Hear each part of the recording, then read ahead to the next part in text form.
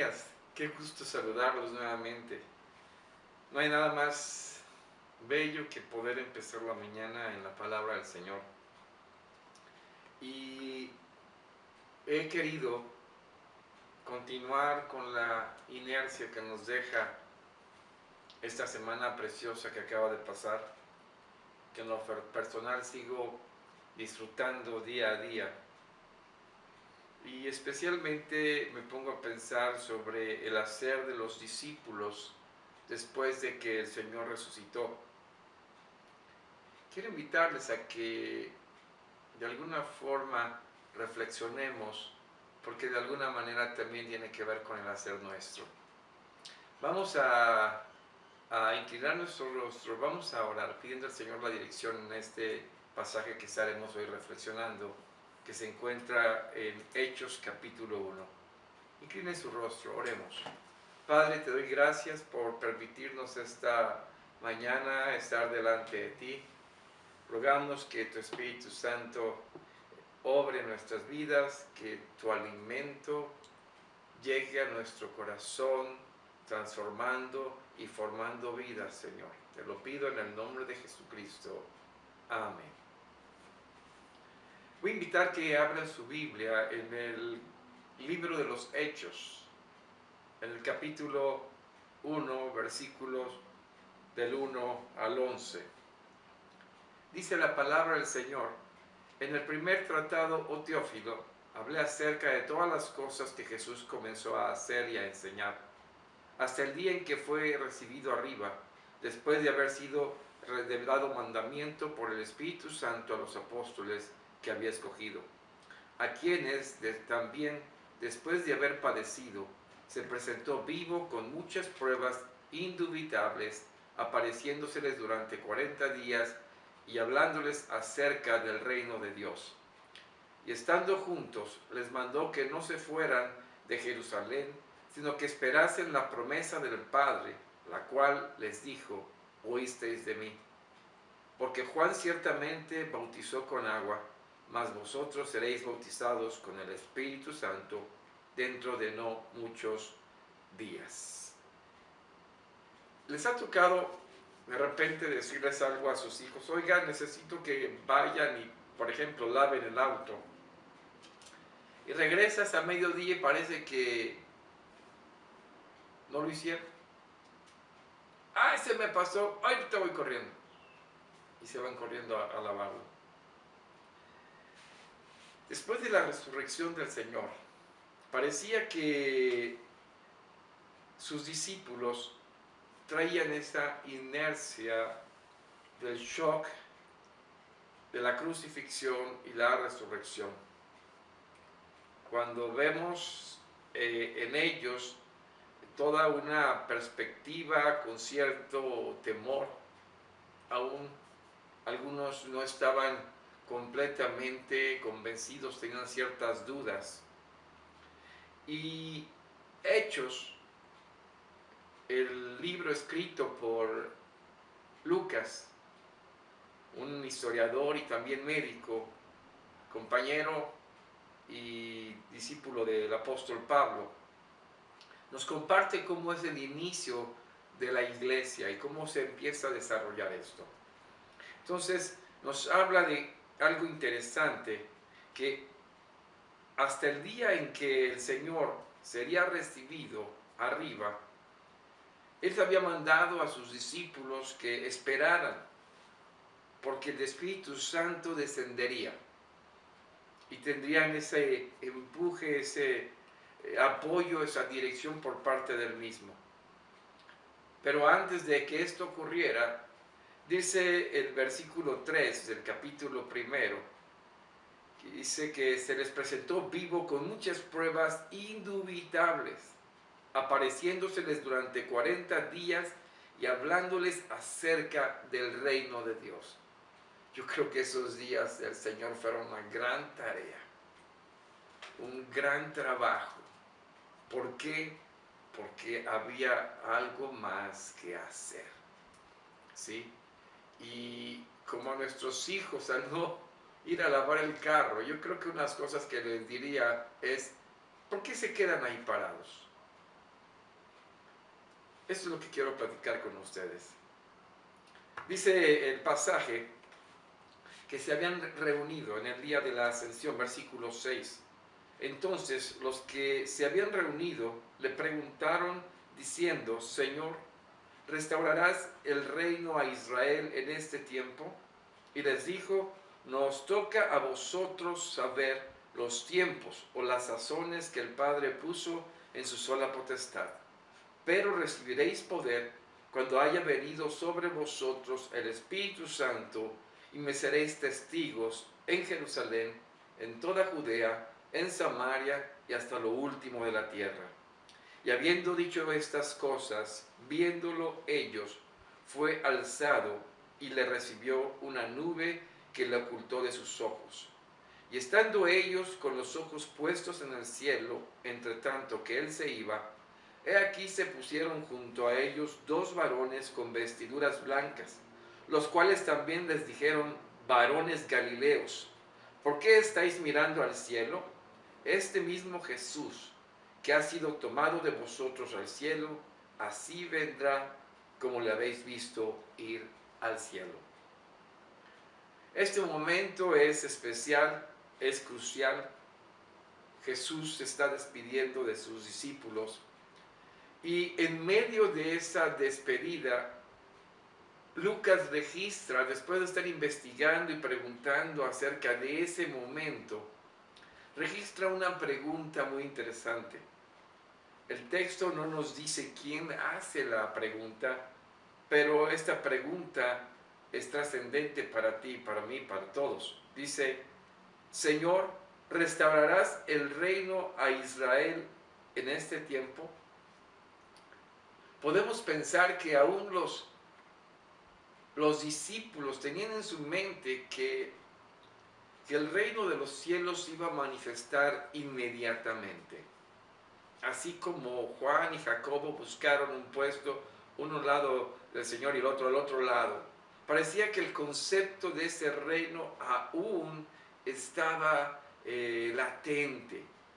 Y si Jesús les estuvo hablando del reino en esos últimos días, algo había quedado de incertidumbre en ellos del cuándo.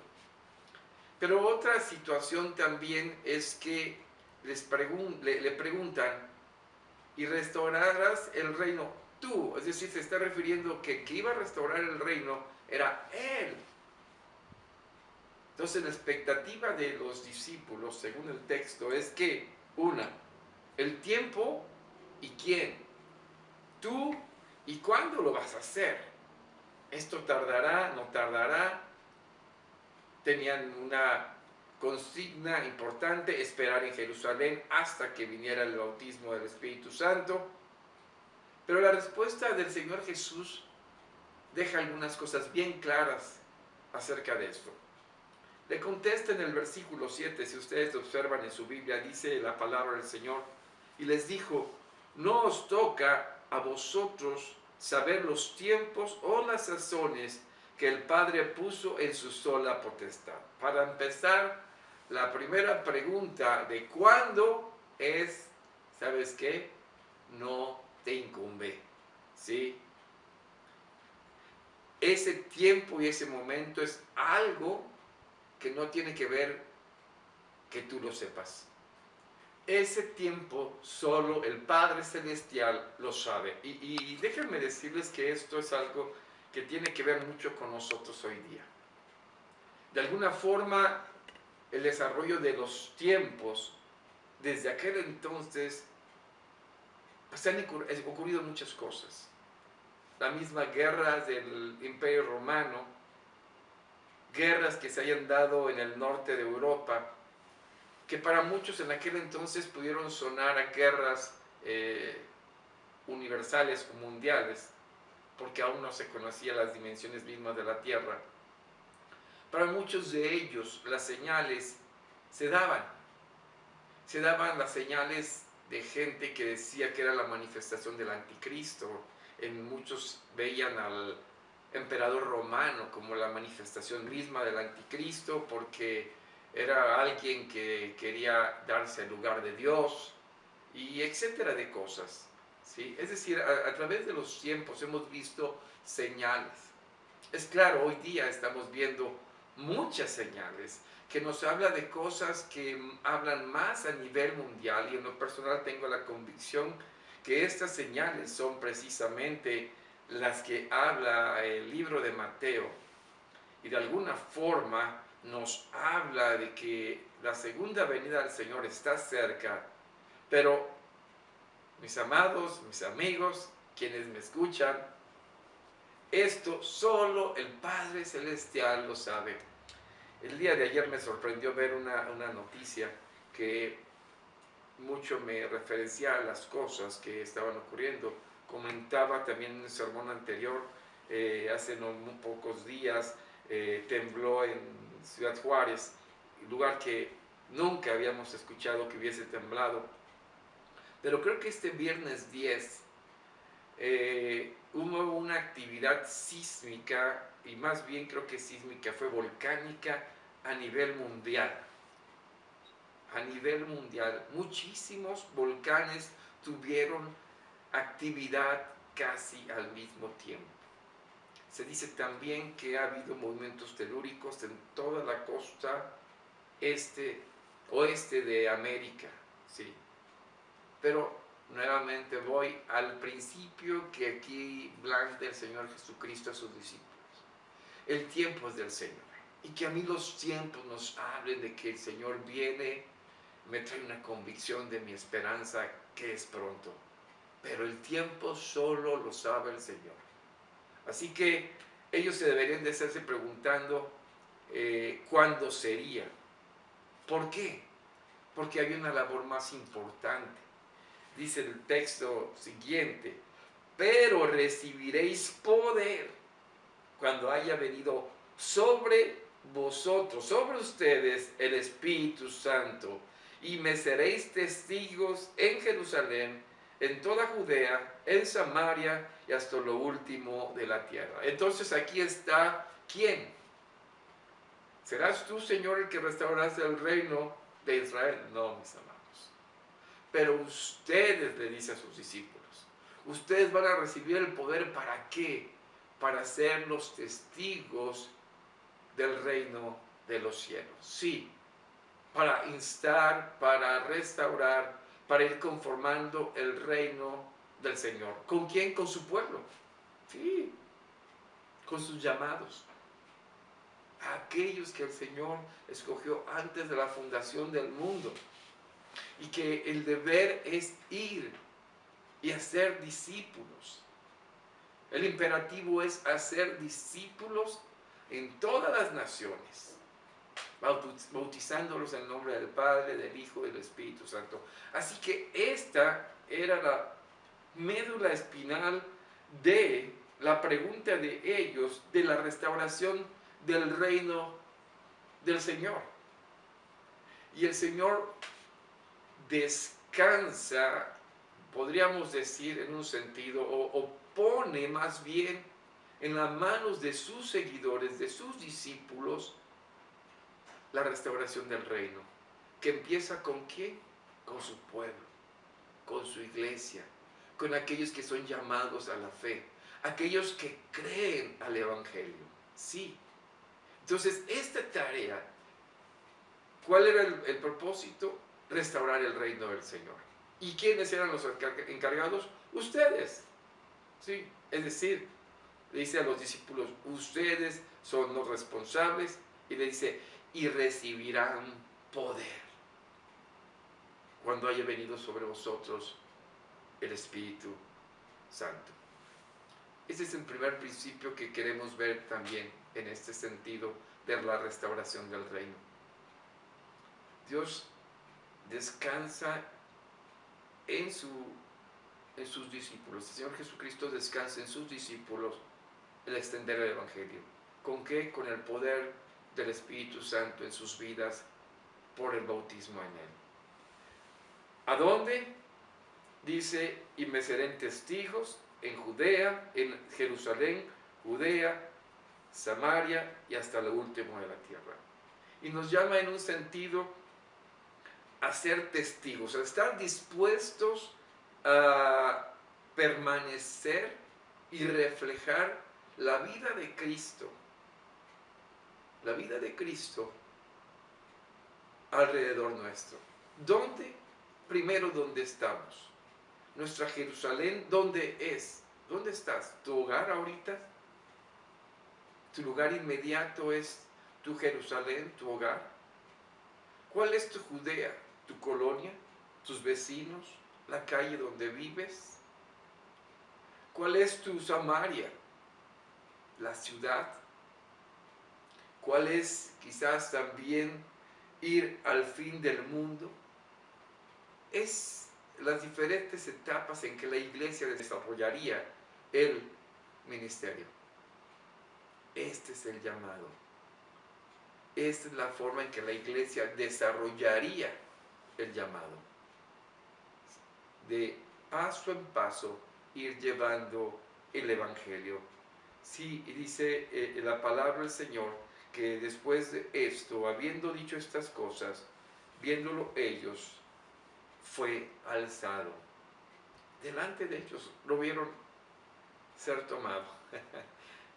¿Cuántos dicen que esto fue una nave espacial que tomó al Señor? La verdad es que el Señor no necesitaba eso. Él es el Señor. Él fue elevado hasta que se perdió en las nubes. Y el detalle, mis amados, me encanta porque pareciera que la historia se repite. Porque se quedan viendo así para arriba y allá va, yo creo que se volteó. Mira, ahí está, no, está acá. Y así, con la vista elevada, hasta que en el versículo 10 dice que dos varones con vestiduras blancas se pusieron al lado de ellos. Y quiero entender esto, dice, los cuales también les dijeron, varones galileos, ¿por qué estáis mirando al cielo? ¿Por qué te quedas viendo? ¿Qué estás esperando? ¿Qué te dijeron que hicieras? A veces como iglesia estamos así, viendo al cielo, como estáticos, a ver si regresa otra vez. Y hoy no nos podemos quedar viendo hacia el aire, a ver dónde viene el Señor, porque tenemos una tarea preponderante: ser testigos del Señor Jesucristo. Déjenme terminar con esto. En la construcción, nosotros colocamos lo que llamamos un testigo. Y este es un elemento en el cual se transmiten en un punto, en diferentes lugares de la obra, en la construcción. Se llaman testigos. Tienen cotas y tienen niveles. Y estos testigos ahí quedan durante toda la obra. En cualquier duda de nivel, en cualquier duda de trazo, nos remitimos al testigo. Podríamos decir que el testigo muere ahí en la obra porque nunca es retirado. Puede ser que al final de la obra es cubierto y ahí se queda, porque fue la única referencia del verdadero trazo de la obra. Mis amados, llamados a ser testigos de Cristo en nuestro hogar, en la sociedad, en donde estamos, donde Dios nos ha enviado, es estar dispuesto a permanecer fieles, reflejando a Cristo con nuestras vidas. Espero que Dios te llame a hacer esto y que tu vida refleje al Cristo que entregó su vida por ti y por mí. Amén. Vamos a inclinar nuestro rostro y si Dios te está llamando a tu vida a ser ese testigo fiel, que no se queda viendo para arriba a ver qué va a pasar, sino que nuestra tarea no es saber cuándo. Nuestra tarea no es estar tratando de adivinar si ya son los últimos tiempos. Si lo son, amén, gloria a Dios, Cristo viene. Nuestro llamado es hablar de Cristo y reflejarlo con nuestras vidas. Inclinen su rostro. Vamos a orar. Padre, queremos ser testigos fieles. Ayúdanos a reflejar verdaderamente a Cristo en nuestra vida, alrededor nuestro. Y Padre, que la gente, que el mundo sepa que tu Hijo reina y vive por siempre. Te lo pido en el nombre de Jesucristo, rogándote por cada familia, por cada hogar que escucha esta palabra, que impacte sus vidas. Bendice sus hogares en el nombre de Jesucristo. Amén. Dios les bendiga.